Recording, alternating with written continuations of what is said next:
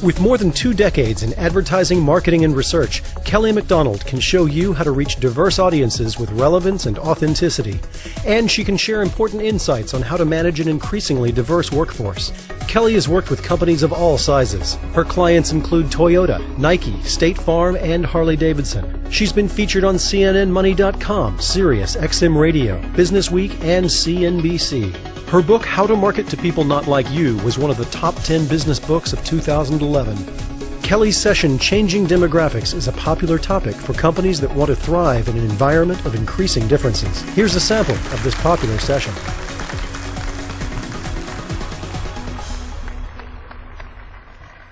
Thank you. Thank you. Good morning, everybody. How are you?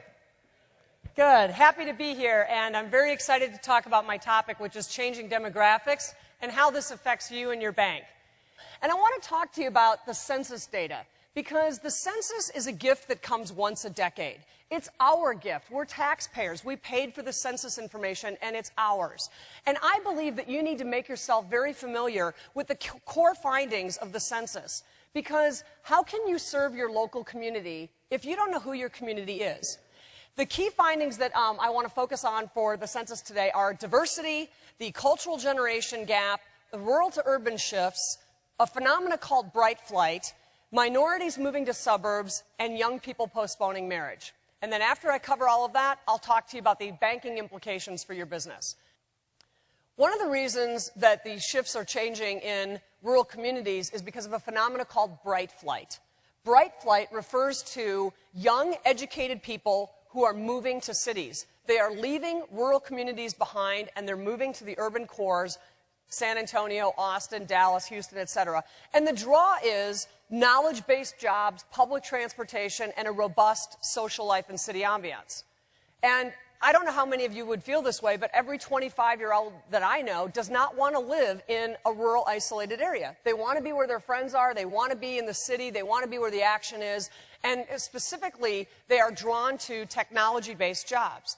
So this is called bright flight. It's happening all across the country. And in just a moment, I'll talk about what I think are some of the business implications of that. Also in the suburbs, non-married couples and families. So you have lots of couples and lots of families, but they are in fact not married. So why is that happening? Well, it's because young people are postponing marriage. Not rejecting marriage, postponing marriage. The percentage of people who are aged 25 to 34, which is the prime marrying age, dropped from 55% in 2000 to 45% in 2010. That's a pretty big drop in 10 years. In fact, it's the lowest level of percentage married of that age group in 150 years. That's not a typo. That's not supposed to say 1962. It's 1862. And to just give you some contrast for that, in the 60s, when the thing to do was get married, then the level of percent married in this age group was 80%. So in just a few decades, we've gone from 80% of an age bracket being married to less than 50%. Additionally, they don't feel economically ready. And they're not. Not only are they not necessarily employed, and I'm not going to ask for a show of hands on this, but I am betting. I'm betting that at least 10% of this audience has an adult child living at home in your attic or your basement or your living room. And not to be Debbie Downer here, but I was reading an article the other day that was talking about how the age of maturation for other generations has always been in the early 20s, and I know that was true for myself. By the time I was about 22 years old, I was expected to be an independent adult, living on my own, paying my own rent, and making my way. Well, today, the age of maturation is now 30. So for those of you who do have that kid living at home, I'm sorry, but they're going to be there for a while. Now, the implications of all of this for you in the banking business. I'm going to talk about a changing customer base, the recruiting and retention of young talent, changing customer expectations, marketing, and HR. In terms of a changing customer base, I've already shown you how diverse our nation is becoming and how diverse Texas is. This can only mean that in the future you will have more minority business owners. How can you not? That's the population change. So that's going to also possibly mean things like smaller loans. There's a lot of data that shows that small minority business owners, especially first-time small business owners, they don't necessarily need a $500,000 loan. They need a $30,000 loan or a $50,000 loan.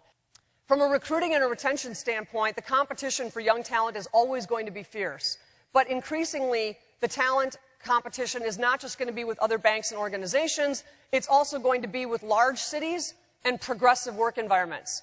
What I would say to you is keep your standards high, don't compromise, but if you've got two equally qualified candidates for a position and one has language skills and the other one doesn't, then folks, they are not equally qualified anymore, and this is going to become increasingly important.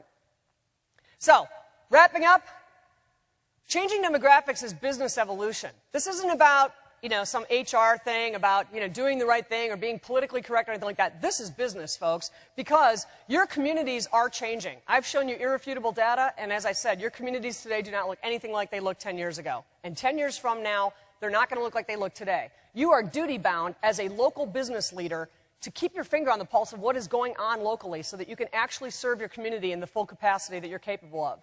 But also your customers are changing, and so is your workforce. So this is business evolution. So thank you very much. You've been a wonderful audience, and I hope that this has been helpful. Good luck to you. Thank you. Thank you. Thank you. Thank you.